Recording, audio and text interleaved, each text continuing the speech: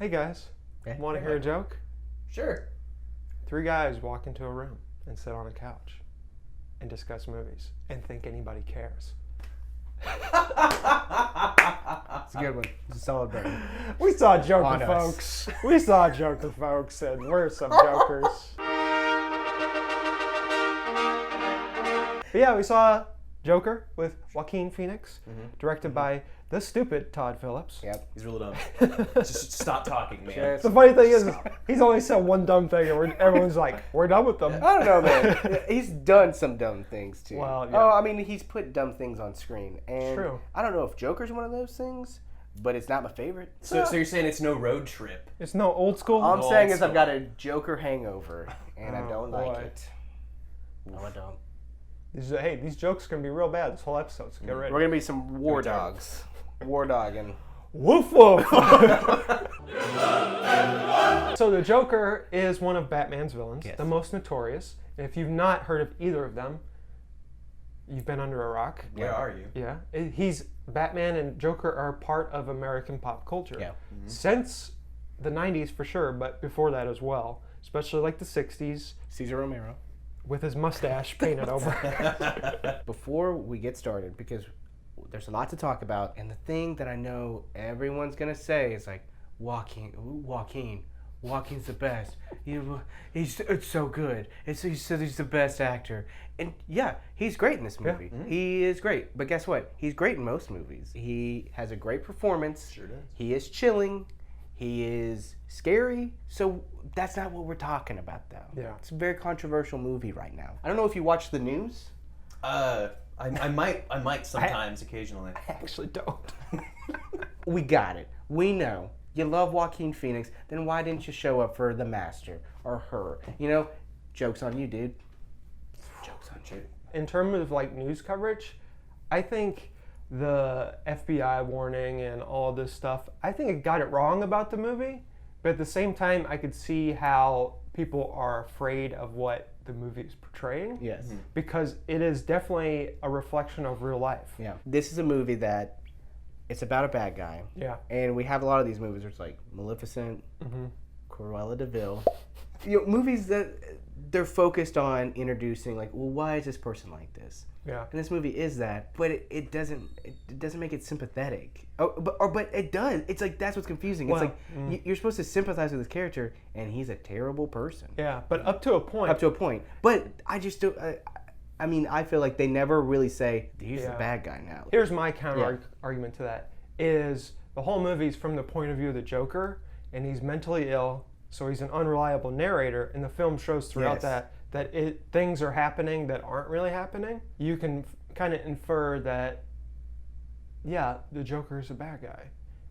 You're not supposed to root for him, but it's told through his lens, so you hear all this music, so it can be confusing to people. This character's so over the top, and that's what I feel like I've loved about him, and like every portrayal is that you're like, this dude is ridiculous a little bit, and it's cartoony, and it's what's still like, you know, Heath Ledger was cartoony and crazy, but never really, I feel like, I don't know, he had Batman in the movie to kind of counteract all that.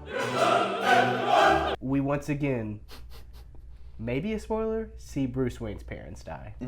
I loved the cutting back and forth between like that's how the Joker is coming out, and then like cut back to Batman and his dead parents are right there. It's like, oh, that's the whole point of the movie. It's like he's rising in chaos, and then Batman's rising. But this is like a super realistic, like this is how someone like him can turn into an insane psychopathic supervillain. There are real life examples of people falling through the cracks of these systems that have been set up to hopefully help these people. Seeing the Joker act that way and slip through the cracks, yeah, it's sympathetic, but to me it's like it's a real good example of like there's a lot of things we need to fix in America, and I think that's the point of the movie. But did it really follow through with all that? It didn't, because No. the end of the movie is basically just like, oh, it's maybe none of it happened because the Joker's mentally insane. I mean, I get where people like it, but also, you know, people love Avatar, and I'm like, I'm not comparing the two by any means. JD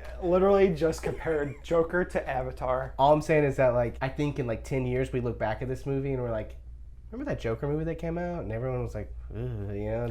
I don't know. There's something about this movie that I'm just like, yeah, we get it. And I just don't understand why it's being like praised as this groundbreaking film as if we haven't had Taxi Driver before. It's the same beats as Taxi Driver. It's just the Joker this time. This is a movie where he starts out sympathetic. Yeah. He is our Walter White. And you're like, I get why he's doing it. Yeah. Or I get why he did it. And then it starts to become this revolution that in the movie he's not a part of, which is shocking to me. He just sort of is like seeing it on TV and it's like, oh, that's cool, I guess. And that's why I think I wanted it, if it was going to be something like a good villain movie, I wanted something like, we live in a world like Breaking Bad happened, you know, like where we have great antagonists who you sympathize with, but at some point you're like, I'm done. I'm still gonna follow this journey with you, but you're straight up a bad dude now. You know, you're a bad guy, as Billie Eilish would say. That's for the teens. That's for you. So I disagree with you, where I thought there was parts of this movie that were absolutely like fantastically good, with the comedy wise. I don't know if you heard, but Todd Phillips doesn't do comedy anymore, do you? Yeah, I did hear. Woke culture has taken over. So it has. So it's a big problem. There is no comedy. There is no Broad City. There is no Always Sunny. There's not a movie about imaginary friend Hitler movie coming out next week. Like, sorry, continue. There's parts in this movie that I was like laughing out loud, but like also super uncomfortable, which is my favorite thing to do. You love being uncomfortable? Yes. And this movie makes you feel real uncomfortable. And they did such a good job at that. Like, I'm not just like the content, like it's disgusting and disturbing and like, oh man, I don't like this. But physically, like every single shot is deep focus, where it's just like all you see is Joaquin's face, and then all you see is like the grimy subway. Yeah, I think it's a well shot movie, but that's not Todd Phillips. That's not the writing. Like that only gets you so far. Joaquin's performance is what drives the movie. If this was Jared Leto's Joker, it'd be like the worst movie of the year. Yeah. Just just imagine, everyone, close your eyes at home and put Jared Leto's Joker into this movie and just think of the scenes that are happening. And it's literally the worst movie of all time. With damage on his forehead. Yeah. Sometimes in the comics, he's not likable at all. And I think that's where you need to go with the Joker. That's where I think Jared Leto and Joaquin connect with Joker. It's like, he's an unlikable character. Yeah.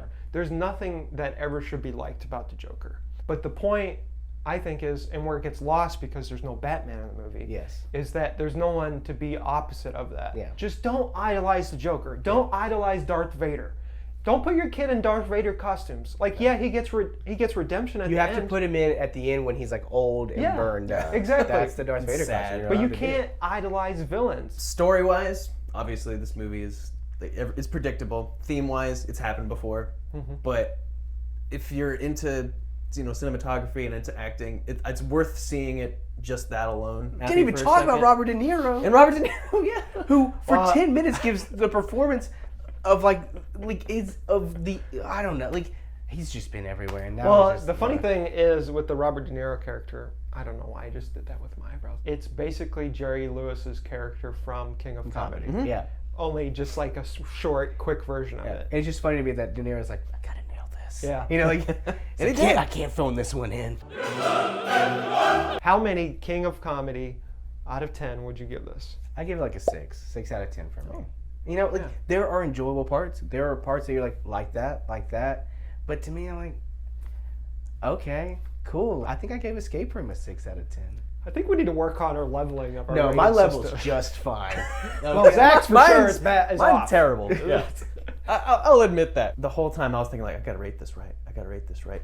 And it was at an 8. Mm-hmm. But then that stupid twist. And then the cringy dialogue at the end with, like, society's the problem, not me. It dropped down. It dropped down big time. 7. It was at an 8, and it dropped down big time. I'm going to drop this down about 1 level.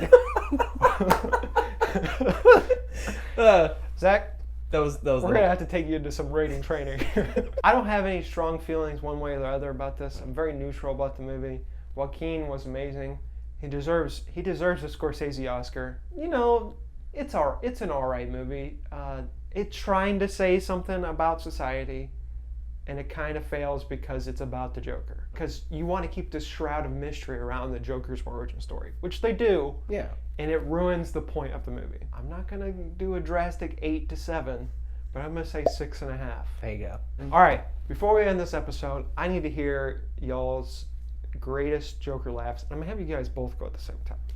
Okay. Ready? I'll count you down. Wait, are we doing like his Joker laugh or like Your Joker. Oh, laugh. so this is my Joker laugh. Yeah. If I was the Joker, this is how I would laugh. Yeah. Go I'll laugh. count you down from 3. Okay. 1, 2, 3.